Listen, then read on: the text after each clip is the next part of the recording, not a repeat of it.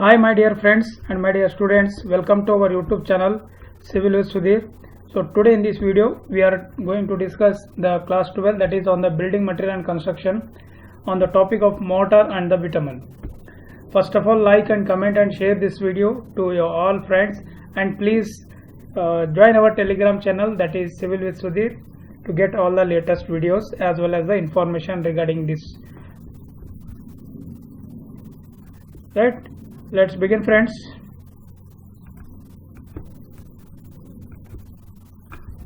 So first of all, understand what you mean by the mortar. That is the mortar ಅಂದ್ರೆ ಏನು first understand ಮಾಡ್ಕೋಬೇಕು ನೀವು, right? So what is mean by mortar? By seeing this flow chart you can easily understand that cement, the mixture of cement, sand and the water, mixture of cement, sand and water, what we will get, that is a mortar. Cement, sand and water, what we will get, that is a mortar. But where we will use this mortar? Why we require this mortar?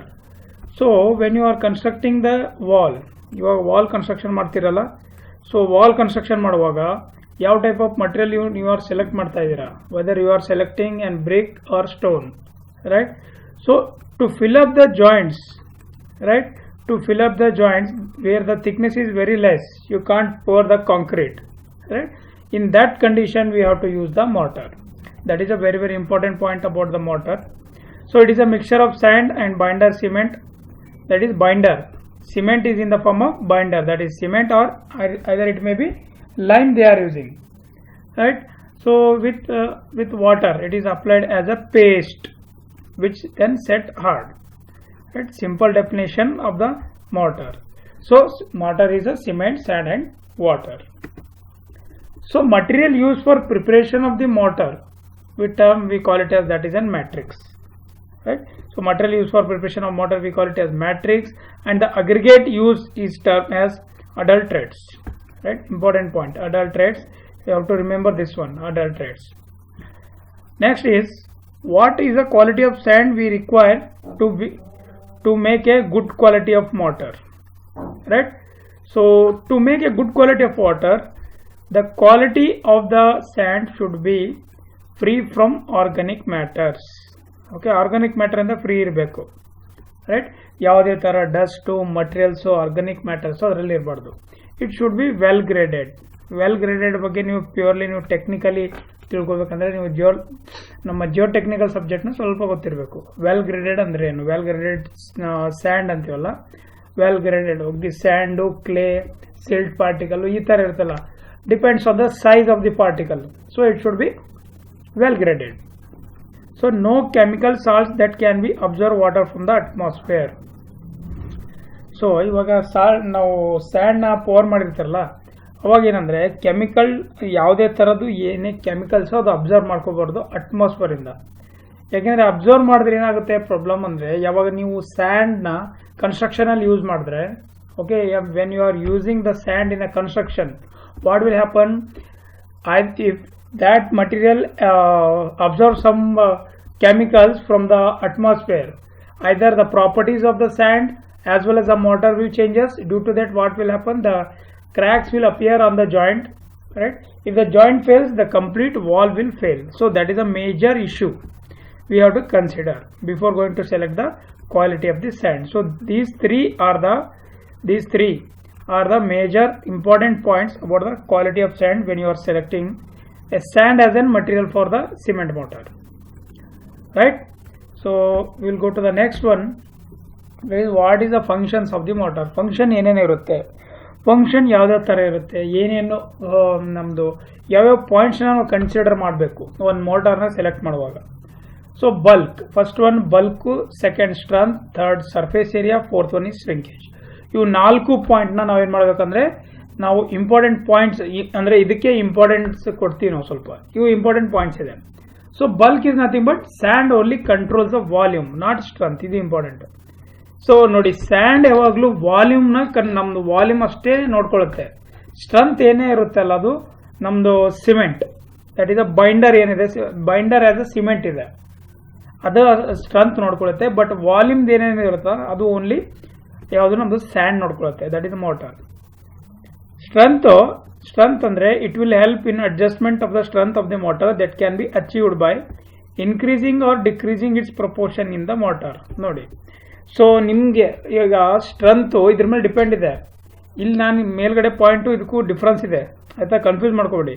And only controls volume not strength. ಅಂದರೆ ನೀವು ಜಾಸ್ತಿ ಮಾಡಿದ್ರೆ strength ಕಮ್ಮಿ ಆಗುತ್ತೆ ಆಯ್ತಾ, ಕಡಿಮೆ ಮಾಡಿದ್ರೆ ಏನಾಗುತ್ತೆ ಸ್ಟ್ರೆಂತ್ ಜಾಸ್ತಿ ಆಗುತ್ತೆ ಅಂತ ನಾವು ಹೇಳ್ತೀವಿ. ಬಟ್ ಕಡಿಮೆ ಇದ್ರೂ ಏನಾಗುತ್ತೆ ಹೇಳಿ, ಸಿಮೆಂಟ್ ಕಂಟೆಂಟ್ ಜಾಸ್ತಿ ಆಗಿಬಿಡುತ್ತೆ.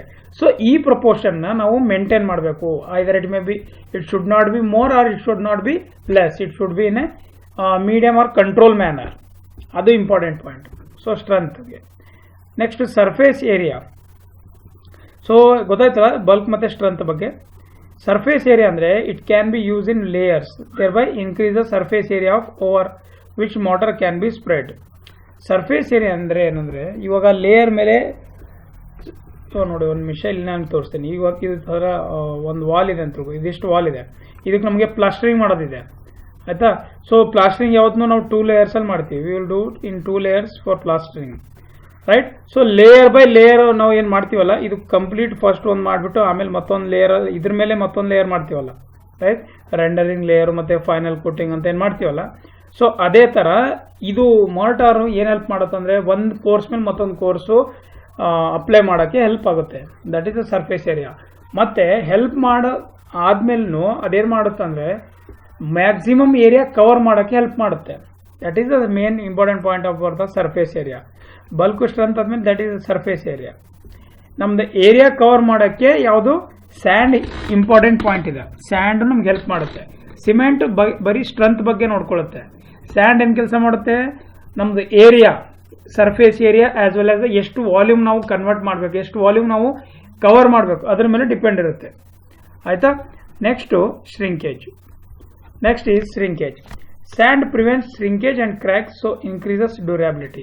It increases durability. देखिए यहाँ पे sand जो है prevent shrinkage and cracks, so increases durability. Sand क्या करेगा, shrinkage को decrease करेगा, prevent करेगा और उसका क्या है durability increase करेगा. So these are the 4 important major points about the functions of the motor. Mortar बोले तो क्या आपको मालूम हुआ. Next functions of the mortar. ये दोनों ಇವೆರಡು ನಿಮಗೆ ಗೊತ್ತಾಯ್ತಲ್ಲ. These two we have learn. ನಾವು we will move to the next topic, that is the what are the different types of mortar right. So types of mortar ಅನ್ನೋಕ್ಕಿಂತ ನಾವು ಏನನ್ಬೋದು, ಇದಕ್ಕೆ ಯಾವ್ಯಾವ ವರ್ಕ್ಗೆ ನಾವು ಯಾವ್ಯಾವ ಟೈಪ್ ಮೋಟರ್ ಯೂಸ್ ಮಾಡ್ತೀವಿ ಅಂತ. ಫಸ್ಟ್ ಆಫ್ ಆಲ್ ಇಲ್ಲಿ ಅಂಡರ್ಸ್ಟ್ಯಾಂಡ್ ಮಾಡ್ಕೊಳ್ಳಿ ಪ್ರಪೋರ್ಷನ್ ಅಂದರೆ ಏನು. So what you mean by proportion of cement mortar. ಇವಾಗ ಸಿಮೆಂಟ್ ಮೋಟರ್ನ ನಾವು ಈ ಥರ ಬರಿತೀವಿ. We will write cement mortar as like this, cement mortar right. And here you can see 1:1, 1:3. ನೋಡಿ ಇದು 1:1 ಅಥವಾ 1:3 ಅಂತ ಬರೆದಿದ್ದಾರೆ. ಇದನ್ನು ರೀಡ್ ಮಾಡೋದು ಹೇಗೆ ಅದಕ್ಕೆ ಕಲ್ತ್ಕೊಳ್ಳಿ first. How to read this one. 1:1, 1:1 or 1:3 is nothing but if you taken 1 kg or 1 pan of cement, right, that equals 1 pan, then you have to take 1 pan of what, sand. So cement motor is, that is a 1:1. 1:3 is nothing but 1:3 is 1 cement and 3 is what, sand. ನೋಡಿ K ಜಿಯಲ್ಲೂ ತಗೋತಾರೆ, maximum ಆಗಿ K ಜಿಯಲ್ಲೇ ತಗೋತಾರೆ. ಯಾಕೆಂದರೆ K ಜಿಯಲ್ಲಿ ತೊಗೊಂಡ್ರೆ ನಮಗೆ accurate ಆಗಿ proportion ಸಿಗುತ್ತೆ. ನೀವು ವಾಲ್ಯೂಮಲ್ಲಿ ತೊಗೊಂಡ್ರೆ ಅಕ್ಯುರೇಟ್ ಆಗಿ ಸಿಗಲ್ಲ. ಯಾಕಂದರೆ ಒಂದ್ಸಲ ವಾಲ್ಯೂಮ್ ಡಿಕ್ರೀಸ್ ಆಗುತ್ತೆ, ಇನ್ಕ್ರೀಸ್ ಆಗುತ್ತೆ. ಮಾಯ್ಶ್ಚರ್ ಇದ್ದರೆ ಮತ್ತೆ ಬಲ್ಕಿಂಗ್ ಆಫ್ ಸ್ಯಾಂಡ್ ಅಂತ ಬರುತ್ತಲ್ಲ, if the bulking of and ಅಂದರೆ ಮಾಯ್ಶ್ಚರ್ ಪ್ರೆಸೆನ್ಸ್ ಇದ್ರೆ ಏನಾಗುತ್ತೆ, ವಾಲ್ಯೂಮು ಕಮ್ಮಿ ಆಗಿಬಿಡುತ್ತೆ ಮತ್ತು ವೇಟ್ ಜಾಸ್ತಿ ಆಗೋ ಚಾನ್ಸಸ್ಸು ಇರುತ್ತೆ. ಓಕೆನಾ. ಸೊ ಅದ್ರಗೋಸ್ಕರ ಇದನ್ನು ಫಸ್ಟ್ ಅರ್ಥ ಮಾಡ್ಕೊಳ್ಳಿ. 1:1 ಮತ್ತು 1:3 ಅಂದರೆ ಏನು ಆಯಿತಾ, ಅರ್ಥ ಆಯ್ತಲ್ಲ. ಇವಾಗ ನೋಡಿ, ಸೊ ಟೈಪ್ ಆಫ್ ಕನ್ಸ್ಟ್ರಕ್ಷನ್ ಇಲ್ಲಿ ನೋಡಿ, ಇದು ಟೈಪ್ ಆಫ್ ಕನ್ಸ್ಟ್ರಕ್ಷನ್, ಇದು ಟೈಪ್ ಆಫ್ ಮೋಟಾರು. ಈ first one, if you are using an cement mortar for pointing work, that cement motor the ratio should be either 1:1. okay, the ratio is 1:1. ಅಂದರೆ cement ಎಷ್ಟು ತಗೋತೀರಾ ಅಷ್ಟು ನೀವು and ತಗೋಬೇಕು Poynting ವರ್ಕ್ಗೆ. Poynting ಅಂದರೆ ಏನು ಗೊತ್ತಾ ಇಲ್ವಾ, ಇಲ್ಲಿ ನೋಡಿ, ಇವಾಗ ಒಂದು ವಾಲ್ ಕನ್ಸ್ಟ್ರಕ್ಷನ್ ಮಾಡ್ತಾ ಇದ್ದೀವಿ right. We are constructing N wall right like this. Sorry 1 minute ನಿಮ್ಗೆ ಕಾಣಿಸ್ತಿದೆಯಲ್ಲ ಇವಾಗ ನೋಡಿ. It is visible, right? These are the 1 minute. Okay, so these are the vertical joints of wall. These are the vertical joints of the wall, right? These are the vertical joints of the wall. Now if you want to look and beautiful, if you want to do the it will look beautiful, the joints of the we can say the rubble masonry, if you use then correct shape and size stone as well as brick, right?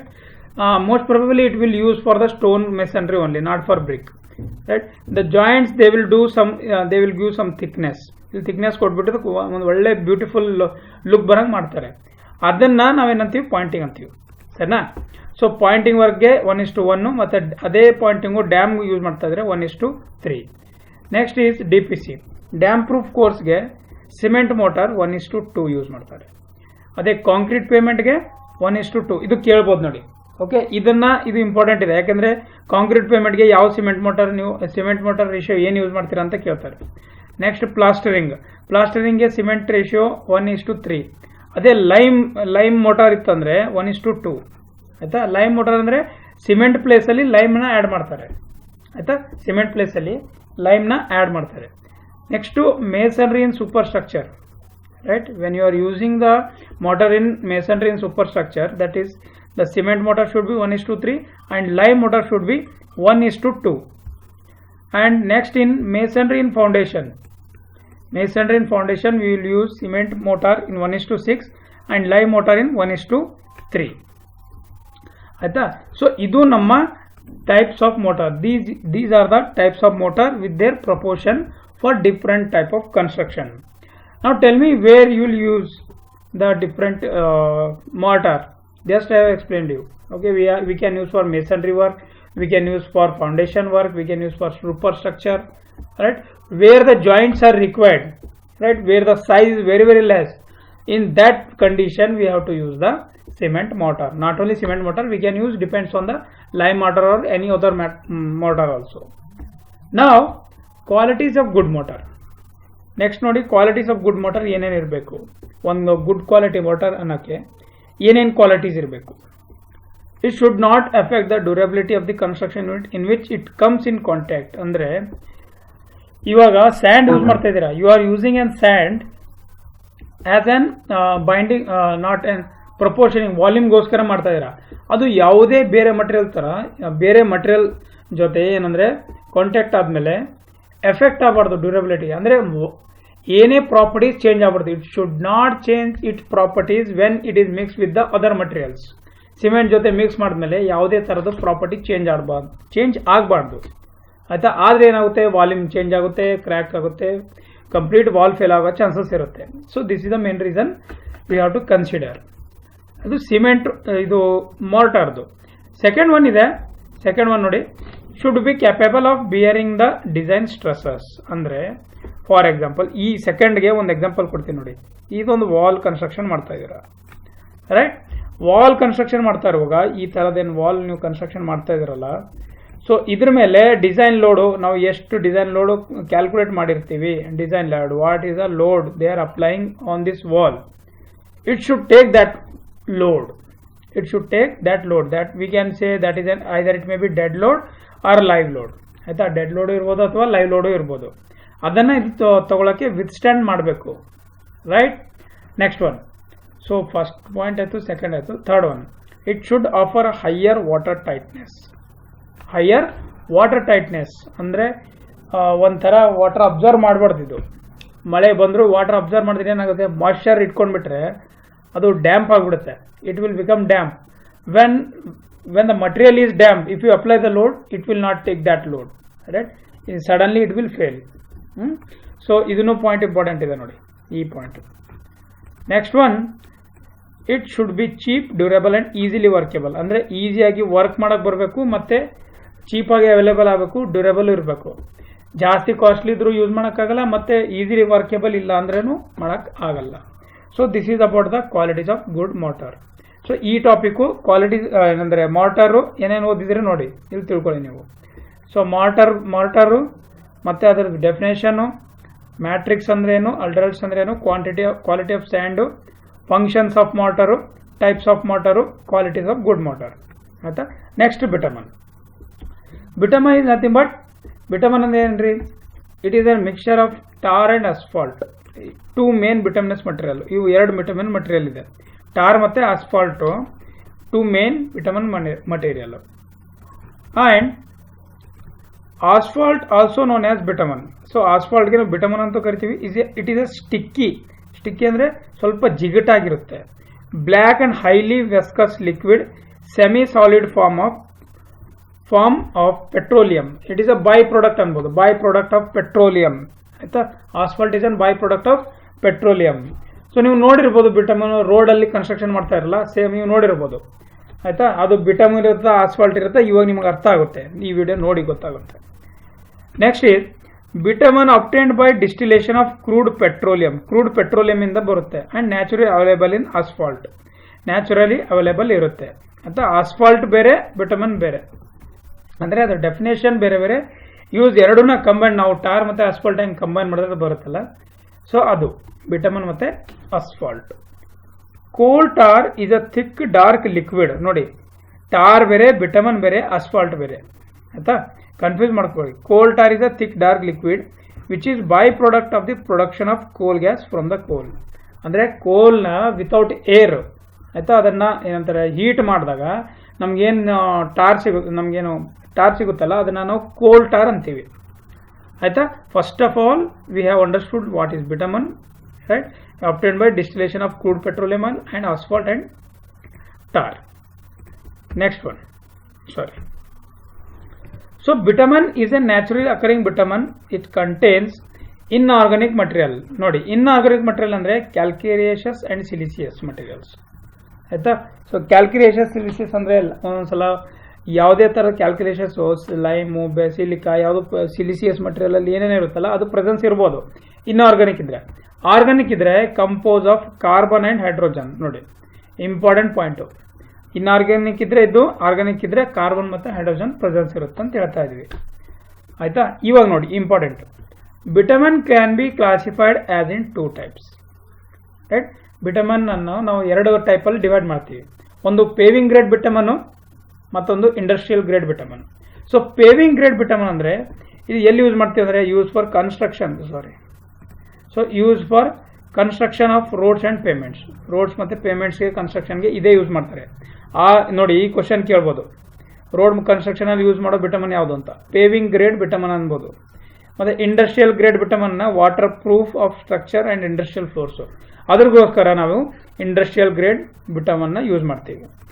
Next ನೋಡಿ, ಬಿಟಮನ್ types. So ಯಾವ್ಯಾವ ಬಿಟಮನ್ types ಇದೆ ಅದನ್ನು ನೋಡೋಣ. So first one ಇದೆ cut back bitumen. So first one is cut back ಬಿಟಮನ್.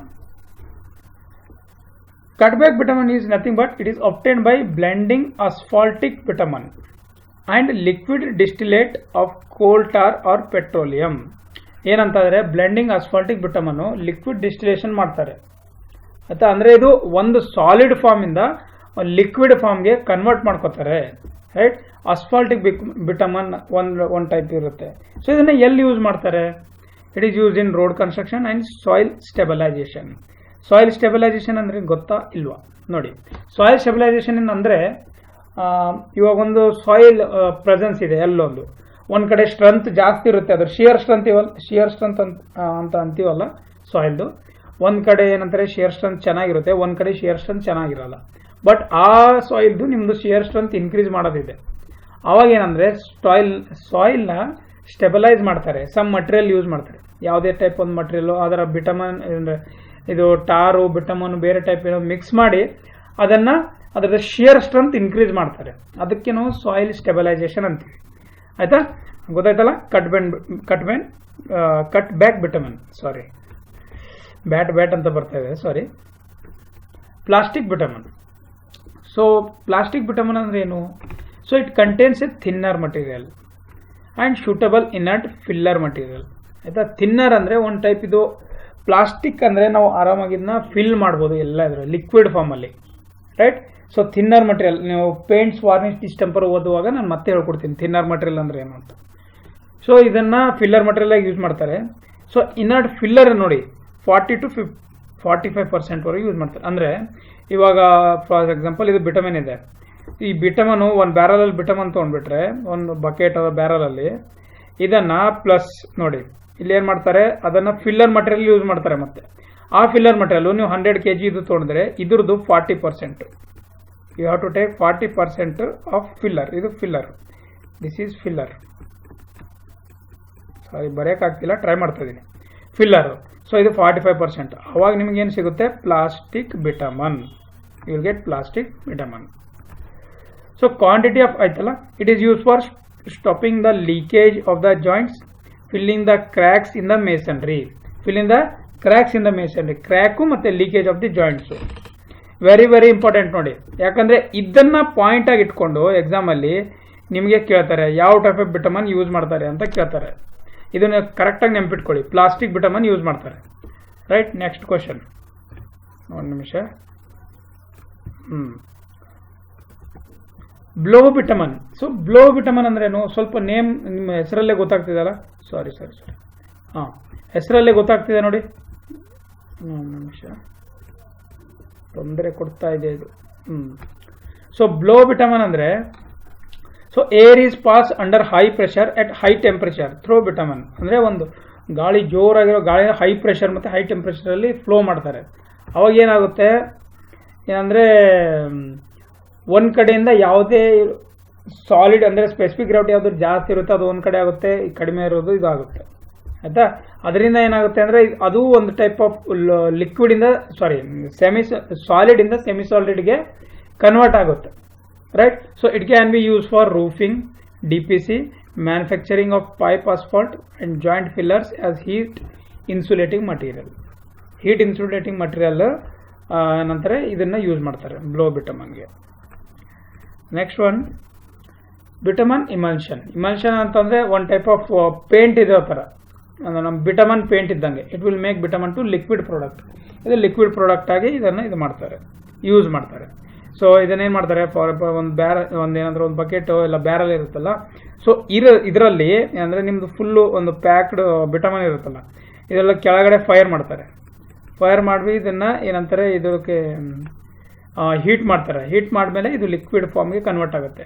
ಮತ್ತು bitumen ಇಮಲ್ಷನಲ್ಲಿ water add ಮಾಡ್ತಾರೆ, but ವಾಟರ್ಗೆ ನಮ್ಮ ಬಿಟಮನ್ನು ಏನಂದರೆ ಮಿಕ್ಸ್ ಆಗೋದಿಲ್ಲ. Bitumen emulsion will not mix with bitumen will not mix with water, but in order to react with that water or mix with that water we have to use some filler or other materials. Okay ನೋಡಿ, properties of bitumen. Next is properties. 4 property ಇದೆ: viscosity, ductility, softening point, resilience. So ಯಾವುದೇ ಒಂದು ನೀವು bitumen select ಮಾಡ್ಬೇಕಂದ್ರೆ ಇವು 4 ಪಾಯಿಂಟ್ನ select ಮಾಡಿಬಿಟ್ಟು ಅದು ಕರೆಕ್ಟಾಗಿ ಈ ಫಾರ್ಮಲ್ಲಿ ಇದೆಯಲ್ಲ ಚೆಕ್ ಮಾಡಬೇಕು. ಫಸ್ಟ್ ನೋಡಿ, viscosity. It depends on the temperature. Viscosity ಯಾವತ್ತೂ ಟೆಂಪ್ರೇಚರ್ ಮೇಲೆ ಡಿಪೆಂಡ್ಸ್ ಇರುತ್ತೆ. ಲೋವರ್ ಟೆಂಪ್ರೇಚರ್ ಇದ್ರೆ ಏನಾಗುತ್ತೆ, ಗ್ರೇಟ್ ವಿಸ್ಕಾಸಿಟಿ ಇರುತ್ತೆ. Forms and properties of solid body, ಅಂದರೆ ಸಾಲಿಡ್ ಬಾಡಿ ಥರ ಬಿಹೇವ್ ಆಗುತ್ತೆ ಹೈ ಟೆಂಪ್ರೇಚರ್ ಇದ್ರೆ, ಲೋ ಟೆಂಪ್ರೇಚರ್ ಇದ್ರೆ. ಟೆಂಪ್ರೇಚರ್ ಇನ್ಕ್ರೀಸ್ ಆದರೆ ನಿಮ್ಗೆ ಗೊತ್ತಿದೆ, viscosity of the bitumen decreases, forms as a liquid state. ಅಂದರೆ ನಾವು ಹೀಟ್ ಮಾಡಿದ್ರೆ ಲಿಕ್ವಿಡ್ ಸ್ಟೇಟ್ ಆಗುತ್ತೆ, ಕಮ್ಮಿ ಇದ್ದರೆ ಏನಾಗುತ್ತೆ, ಸಾಲಿಡ್ ಬಾಡಿ ಥರ ಬಿಹೇವ್ ಮಾಡುತ್ತೆ. ಇಷ್ಟೇ ವಿಸ್ಕಾಸಿಟಿ ಬಗ್ಗೆ ಒಂದು ಪಾಯಿಂಟ್ ನೆನ್ಪಿಟ್ಕೊಳ್ಳಿ. ಅಂದರೆ ಲೋವರ್ ಟೆಂಪ್ರೇಚರು ಸಾಲಿಡ್ ಬಾಡಿ ಆಗುತ್ತೆ, ಹೈಯರ್ ಟೆಂಪ್ರೇಚರು ಟೆಂಪ್ರೇಚರ್ ಏನಾಗುತ್ತೆ, ಲಿಕ್ವಿಡ್ ಫಾರ್ಮಿಗೆ ಕನ್ವರ್ಟ್ ಆಗುತ್ತೆ. ಸಿಂಪಲ್ ಆಗಿದೆ. ಡಕ್ಟಿಲಿಟಿ. ಡಕ್ಟಿಲಿಟಿ ಅಂದರೆ ಏನ್ರಿ, ಡಕ್ಟಿಲಿಟಿ ಟೆಸ್ಟ್ ಬಗ್ಗೆ ನೆಕ್ಸ್ಟ್ ವಿಡಿಯೋಲಿ ಹೇಳ್ತೀನಿ. ಡಕ್ಟಿಲಿಟಿ ಯಾವ ಥರ ಟೆಸ್ಟ್ ಮಾಡ್ತಾರೆ ಅಂತ. ಅಂದರೆ ನಾವು ಒಂದು ಮಟೀರಿಯಲ್ನ ಎಷ್ಟು ಸ್ಟ್ರೆಚ್ ಮಾಡ್ಬೋದು, how much amount we can stretch without any stress, that we can say strain ಅನ್ಬೋದು. ಬಟ್ ಅದನ್ನು ನಾವು ಸ್ಟ್ರೆಚಿಂಗ್ ಎಬಿಲಿಟಿ ಎಷ್ಟಿದೆ ಒಂದು ಮಟೀರಿಯಲ್ದು ಅಂತ ಚೆಕ್ ಮಾಡೋದಕ್ಕೆ ನಾವು ಡಕ್ಟಿಲಿಟಿ ಅಂತೀವಿ. ಆಯ್ತಾ. So depends on the temperature, group composition, nature of the structure. Viscous bitumen containing